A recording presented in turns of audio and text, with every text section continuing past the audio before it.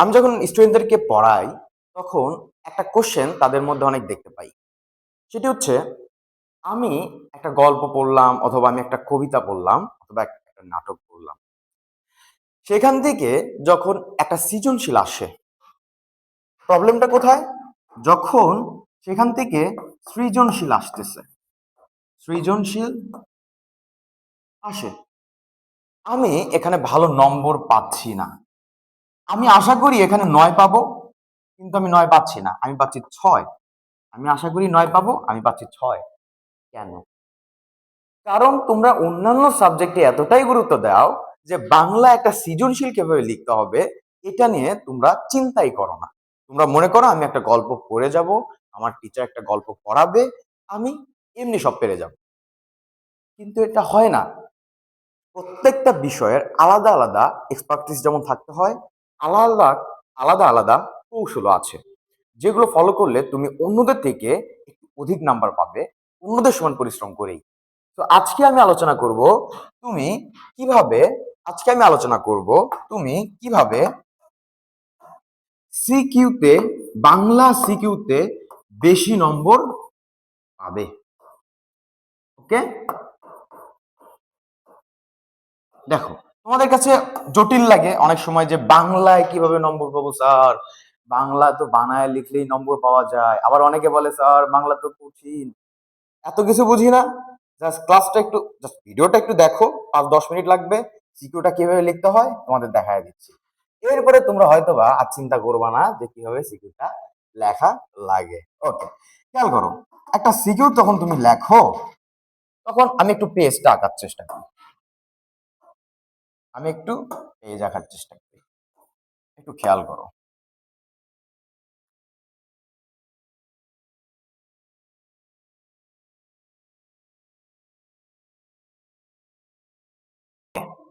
১, ২, ৩, ৪, ৫, এখানে ৫টা পেজ আছে।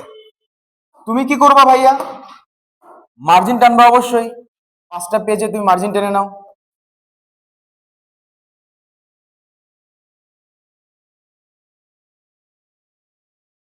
সো একটু খেয়াল করো, আমাদের পরীক্ষার খাতা আছে, ৫টা পেজ দেওয়া আছে, আমি সৃজনশীলটা কিভাবে লিখবো দেখো। আমি তোমাদেরকে যেটা বলবো, সৃজনশীল কত পেজ লিখতে আমাকে বলে না, আমি এসএসসি তে যত পেজ লিখেছি, এইচএসসি তেও তত পেজই লিখেছি। বুঝতে পারছো? একটু স্ট্রাকচারটা যখন মেনটেন করবা, একটু টেকনিক যখন খাটাবা, তখন দেখবা যে তুমি অল্প লিখেও টিচাররা ইমপ্রেস হয়ে যাবে, মনে হবে তুমি কতই না পড়াশোনা করছো। রাইট? তুমি টিচারকে দেখাবা যে তুমি পড়াশোনা করছো। যেমন আমি এখানে লিখলাম ক, ১ নং প্রশ্নের উত্তরটা দিবা, দেওয়ার পরে তুমি লিখবা যে ধরো ক। ওকে, ফাইন। তুমি ক নম্বর অ্যান্সারটা মোটামুটি ১-১.৫ লাইনের মধ্যে লেখা যায়। হ্যাঁ, ধরলাম ২.৫ লাইন লিখে ফেলছো। ওকে, এরপরে একটু গ্যাপ দিবা, একটু গ্যাপ দিবা। আরো টেকনিক আছে কিভাবে লিখবা আমি একটু দেখাবো, আসল জিনিস এখনো দেখাই নাই ভাইয়া। ওইটা দেখলে তুমি ইমপ্রেস হতে পারবে। তুমি আগে স্ট্রাকচারটা দেখো। এরপরে দেখো খ, একটু গ্যাপ দিছি আমি, কিন্তু দেখো এখানে একটু গ্যাপ আছে, এখানে একটু গ্যাপ আছে। খ নাম্বারটা দিলাম, খ নম্বরে তুমি কি আছে, জ্ঞানমূলক এবং অনুধাবন। কি থাকে? জ্ঞানমূলক এবং অনুধাবন। তাহলে জ্ঞানমূলকটা ভাইয়া আমি দিয়ে দেবো ১-১.৫ লাইনে, ১.৫ লাইনের বেশি লেখার দরকার নেই, ১ নম্বর পাবা। জ্ঞানমূলক এইটুকু লিখলে ১ নম্বর পাবা। এরপরে এটা সম্পর্কে আরেকটু বিশ্লেষণ করবা, এরপরে আরেকটু বিশ্লেষণ করবা, বিশ্লেষণ করবা, বিশ্লেষণ করবা। এনাফ, মোর দেন এনাফ। তোমরা অনেকে কি করো খ নম্বরে জানো? আমি যখন স্টুডেন্টের খাতা দেখি বা চেক করি বা ওদের প্রোগ্রেসটা দেখি, তখন দেখি যে ওরা অনুধাবনমূলক ১ পৃষ্ঠা লিখে ফেলছে, যেটার কোনো প্রয়োজনীয়তা নেই। টিচার এত পড়ার সময় তো পায় না ভাইয়া। তুমি জ্ঞানমূলক যে অ্যান্সারটা আছে সেটা লিখবা, এবং ওইটা রিলেটেড অনুধাবনমূলকটা, অর্থাৎ ওইটাকে একটু ব্যাখ্যা করবা, বিশ্লেষণ করবা, ওইটা বই থেকে তুলে কিছু ইনফরমেশন দিবা, একটু ওইটার সাথে যুক্তি মিলাবা, ২-৩-৪টা লাইন লিখলে এনাফ। তাহলে ক এবং খ হয়ে গেল ভাইয়া। এখন দেখবে এখানে গ নম্বরটা কি? গ নম্বরটা কি করবো ভাইয়া? দেখো তো, তুমি জ্ঞানমূলক দিবা, দিতেই হবে, রাইট? এটা দিলে ১ নম্বর, এইটুক দিলে ১ নম্বর। এটা প্রমাণ কি করে জানো? এখানে আসলে কি বলে যে উদ্দীপকে এটা বলেছে, উদ্দীপকে প্রশ্নে এটা বলেছে, নিচে ব্যাখ্যা করা হলো। অথচ তোমার কাছে এটা জ্ঞানমূলক অ্যান্সার চেয়েছে, এক কথায় আগে অ্যান্সারটা দিয়ে দিবা, তারপরে না তুমি অন্য কথায় যাবা। ওইটা যদি না দাও, ওইটা যদি না দাও তুমি নম্বর পাবা না। তো আমি ১ নম্বরে দিয়ে দিলাম জ্ঞানমূলক। ওকে, ফাইন। এরপরে দিব অনুধাবনমূলক। অনুধাবনমূলক আমি লিখলাম, অনুধাবনমূলক লিখবো। অর্থাৎ এটা তোমার সব থেকে ইম্পর্টেন্ট পার্ট হচ্ছে এইটা। এটার উপরই টিচার নির্ভর করবে তোমাকে গয়ে 3-এ 3 দিবে নাকি 3-এ 2 দিবে। আমি তোমাদেরকে বলবো এইটুকু তুমি মুখস্থ করে ফেলবা। কি থেকে মুখস্থ করবে একটু পরে আমি দেখাচ্ছি তোমাদের। তো এটা হচ্ছে মোস্ট ইম্পর্টেন্ট। Okay fine.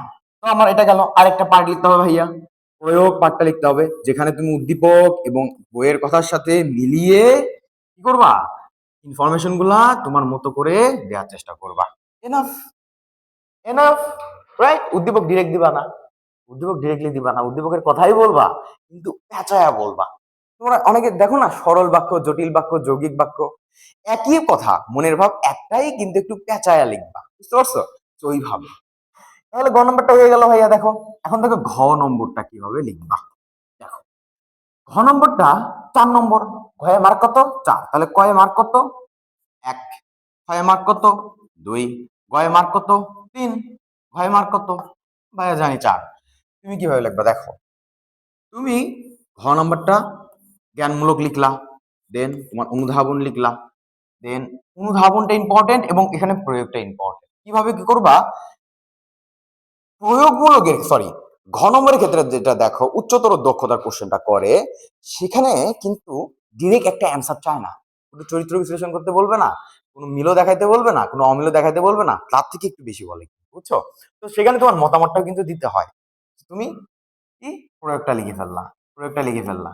এরপরে এরপরে উচ্চতর দক্ষতার মধ্যে তোমার কথাগুলো থাকবে, যেখানে তুমি আসলে তোমার মনের ভাষায় তুমি গল্প থেকে কি বুঝেছো, তুমি উদ্দীপক থেকে কি বুঝেছো, দুইটাকে একত্রিত করে কোশ্চেনের যেটা অ্যান্সারটা চেয়েছে সেটাকে জাস্ট তোমার ভাষায় ভালো শব্দ ইউজ করে, মাইন্ডেড ভালো শব্দ ইউজ করে লিখে ফেলবা।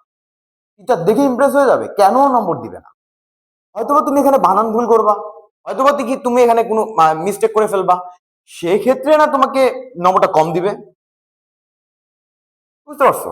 তো তুমি যদি এভাবে লেখো এনাফ, আমি বলবো এনাফ। তবে আরেকটা ওয়ে আছে, একটা মানে টেকনিক, যাদের হাতে লেখা একটু বড় বড়, তারা কি করবে জানো, তারা কি করবে জানো, ধরো এইটু দিবা না, একটু একটু থাক, একটু ওকে, ওকে। তুমি কি করবে জানো, এইটাকে গরমটা আরে একটু টেনে টেনে আর একটু টেনে টুনে একটু প্রায় 1.5 মতো আনার চেষ্টা করবা, দেন একটু ফাঁকা, একটু লেখার দরকার নেই কিছু, একটু ফাঁকা। বুঝতে পারছো? এরপরে কি করবা, তুমি ঘ নাম্বারটা এখান থেকে শুরু করবা। তোমার হাতের লেখা যদি আমার মতো একটু বড় থাকে, তাহলে ঘ নাম্বারটা তুমি এখান থেকে লিখবা। তোমার জ্ঞানমূলক প্রথমে লিখবা, অনুধাবন, প্রয়োগ, উচ্চতর দক্ষতা কি করবা, প্রয়োগ এ পর্যন্ত লিখবা, দেন বাকিটা উচ্চতর দক্ষতা লিখবা। বুঝতে পারছো কিভাবে পেজ বাড়াইতে হয় এবং টিচার ইমপ্রেস হবে? তুমি যখন এটুকু লিখতে পারবা, টিচার মনে করবো আচ্ছা এইটুকু তো ফাঁকা আছে, তো দেখতে খারাপ লাগে, সেজন্য নতুন পেজে লিখছে বাচ্চাটা, বাচ্চাটা ভালো পড়ছে, এরা নাই। তো এইভাবে তোমাকে সৃজনশীল গুলো লিখতে হবে। এটা হচ্ছে স্ট্রাকচার।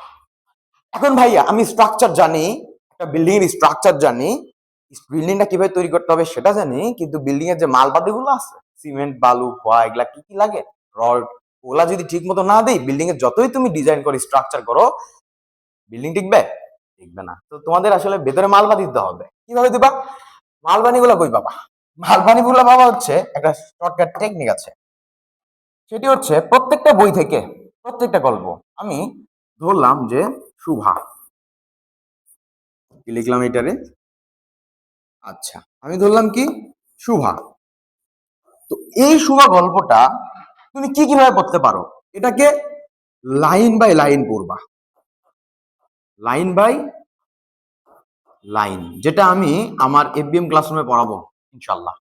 লাইন বাই লাইন পড়বা, পড়ার পরে তুমি এখান থেকে কি কি পাবা, এমসিকিউ কোথা থেকে আসবে সেটা পাবা, জ্ঞানমূলক পাবা, অনুধাবনমূলক পাবা, অনেক ইম্পর্টেন্ট লাইন তুমি এখানে পাবা, ওইগুলো যখন টিচার ব্যাখ্যা করে দেবে, আমি তো ব্যাখ্যা করে দেবো, ওইগুলো অনুধাবনের কাজে লাগবে এবং আমি তো বলেই দিব।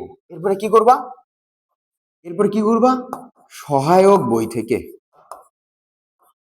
সহায়ক বই থেকে, সহায়ক বই থেকে কি করবা জানো, প্রথম প্রথম 10টা বা প্রথম 10টা বা 15টা সিকিউ, এটা জটিল কিছু না, এটা জটিল কিছু না ভাইয়া, এটা জটিল কিছু না। প্রথম 10টা বা 15টা সিকিউ পড়া এটা কোনো ব্যাপারই না, এটা তোমাদের কাছে পানি ভাত, এটা তোমাদের কাছে পানি ভাত, এটা কোনো ব্যাপারই না, এটা জটিল কিছু না, বুঝছো? তো 10টা থেকে 15টা সিকিউ তুমি কি করবা, পড়বা। কিভাবে পড়বা জানো? ভাই আপনি তো একদম ফিজিক্স স্যারের মতো করে বলে ফেললেন, বায়োলজি স্যারের মতো পড়ে ফেললেন। বিষয়টা ওইটা না ভাইয়া। তোমাকে ফিজিক্স কেমিস্ট্রি বায়োলজি থেকে এটাকে ডিফারেন্ট কিভাবে করা যাবে জানো? তুমি এখান থেকে এই 10টা 15টা সিকিউ পড়বা না, এই 10টা 15টা তো সিকিউ পড়বা তুমি, তাই না?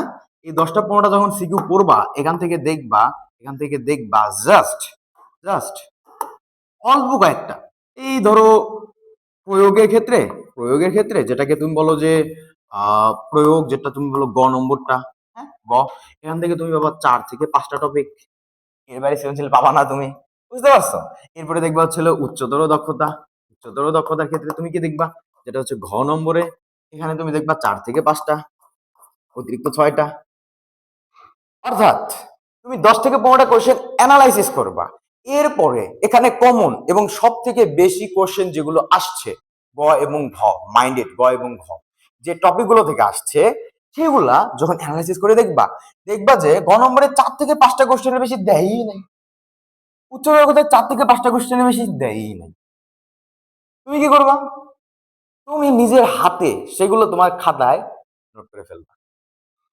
গাইডে যে কঠিন কঠিন শব্দ দিয়ে লেখা হয় না, ওইটুকু মুখস্থ করে, ওইটুকু যদি তুমি মুখস্থ করতে পারো, ধরো গ থেকে 4টা বা 5টা পার্ট, অংশ, যেগুলা প্রত্যেকটা সৃজনশীলে তুমি লাগাইতে পারবা, ওটা যদি তুমি মুখস্থ করে ফেলতে পারো, পরীক্ষায় যেই কোশ্চেনই দিক না কেন, এই 4 থেকে 5টার যে নলেজ, এখান থেকে তুমি লিখতে পারবা 100%।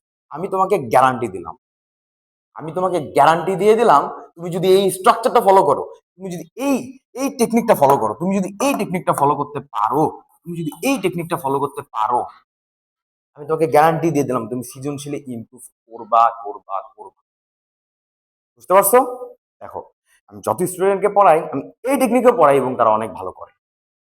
তুমি সৃজনশীল পড়বা, গ এবং ঘটা এখান থেকে এভাবে বের করবা। জ্ঞানমূলকের জন্য, অনুধাবনের জন্য বই যখন আমি লাইন বাই লাইন পড়াবো, দেখবা যে একদম অনেক ক্লিয়ার হয়ে যাবে। এবং যখন আমি এমসিকিউ তুমি করতে চাও, এমসিকিউ গুলো প্রত্যেকটা বই থেকে তুমি কমন, আমার স্টুডেন্টের কাছ থেকে শুনো। যারা আমার স্টুডেন্ট অফলাইন আছে তারা একটু কমেন্ট করবা যে আমি যখন একটা সাহিত্য পড়াই, যখন একটা গল্প পড়াই, তখন ওদেরকে এমন ভাবে পড়াই ওখান থেকে এমসিকিউ, ওখান থেকে জ্ঞানমূলক, ওখান থেকে অনুধাবনমূলক সবগুলা বের করে দিই, এবং যে কোনো ধরনের কোশ্চেন কঠিন আসলেও তারা যাতে অ্যান্সার করতে পারে। তো তোমরা সেটা করবা, তোমরা আমার ক্লাস করো অথবা না করো যায় আসে না, বাট এই টেকনিক গুলা ফলো করবা। ওকে, তো এইভাবে তুমি যদি সিকিউ গুলা লিখতে পারো, এই টেকনিকে কি হইলো এটা আবার, এই টেকনিকে যদি তুমি সিকিউ গুলা লিখতে পারো, কে বলছে তুমি নাম্বার পাবো না? কে বলছে?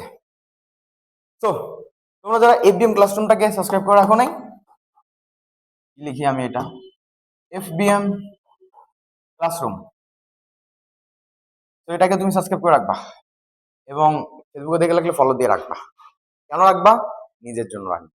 এসএসসির 27 এবং 28 ব্যাচের বাংলার ক্লাসগুলো আমি খুব শীঘ্রই শুরু করে দিব, এবং আমি চেষ্টা করবো প্রত্যেকটা ক্লাস যাতে তোমাদের ইউজফুল হয়, আমার ক্লাস করার পরে যাতে অন্য কোনো টিচারের ক্লাস করার প্রয়োজন মনে হয় না, প্রয়োজন যাতে না পড়ে। আমি এটা বলছি না যে আমি অন্যান্য টিচারদের থেকে ভালো পড়াই, আমি এটা বলছি যে আমি দায়িত্ব নিয়ে পড়াই, রাইট? সো তোমরা এটা একটু খেয়াল করার চেষ্টা করবে। ওকে, আল্লাহ হাফেজ, দেখা হবে পরবর্তী কোনো ভিডিওতে অথবা ক্লাসে। আর তোমাদের যে কথাগুলো বললাম মানার চেষ্টা করবা। টাটা।